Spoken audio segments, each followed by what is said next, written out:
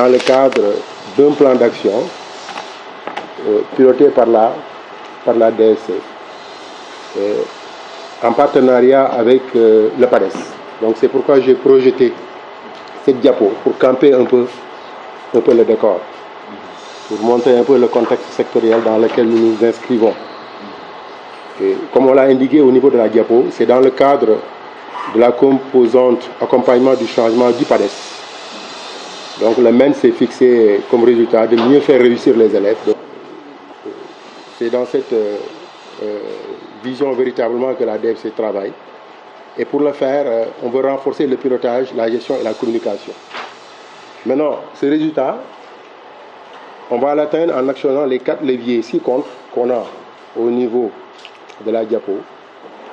Nous avons la dynamisation des cellules, nous avons l'enseignement des sciences, nous avons ici les ressources pour préparer la classe, de nouvelles compétences des inspecteurs. Et dans le cadre de ce travail, plusieurs directions et services sont concernés, notamment l'IGEF.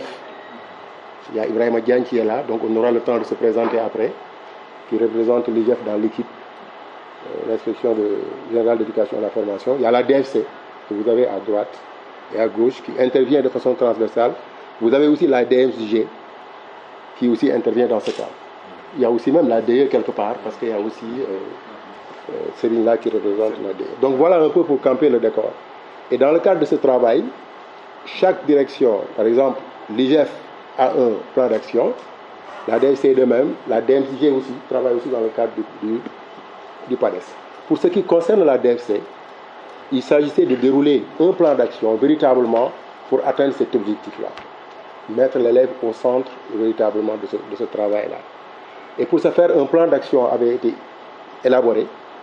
Et la première activité de ce plan d'action, c'était tout simplement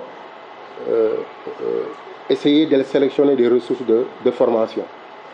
Après la sélection de ces ressources de formation, il fallait élaborer un guide du formateur pour pouvoir vraiment utiliser ces ressources de formation au niveau des écoles. Et après avoir élaboré ce guide avec l'accompagnement du consultant qui va se présenter, c'est Guy. Nous avons élaboré ce guide du formateur. Il fallait maintenant venir partager ce guide. Donc nous sommes à cette étape-là. Ce partage du guide avec les équipes académiques qui, à leur tour, vont faire le partage au niveau déconcentré. Et finalement, l'élève sera atteint au bout du processus pour véritablement atteindre l'objectif qu'on s'est fixé. Donc voilà, peut-être de façon ramassée, pour camper un peu le décor, avant peut-être de venir sur le chronogramme de façon beaucoup plus précise.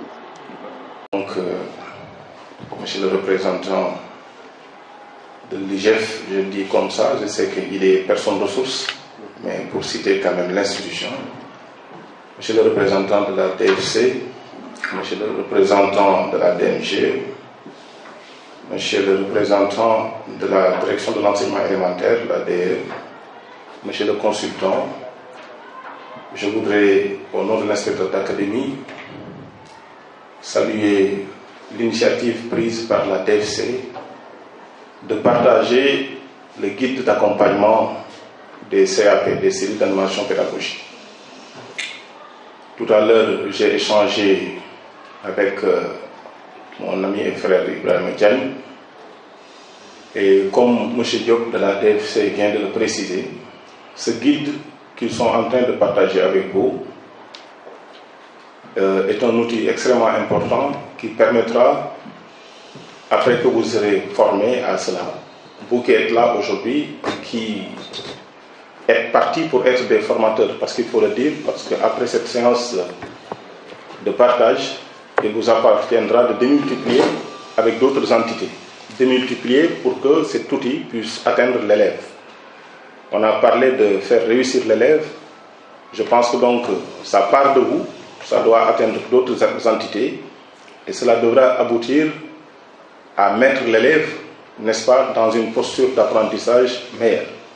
Donc c'est extrêmement important que vous compreniez qu'après vous, vous devriez quand même à votre tour partager avec d'autres entités, n'est-ce pas, qui vous attendent et qui à leur tour également devront démultiplier jusqu'à ce que l'on accède. Je crois que, comme l'a dit M. Diop, le PADES est en train d'accompagner beaucoup de directions, dont la DFC. Et vous savez, les directions pédagogiques, en général, quand elles sont accompagnées, elles ne mettent pas en œuvre, mais elles vont venir vers le niveau déconcentré. Et c'est ça qui est en train de s'opérer.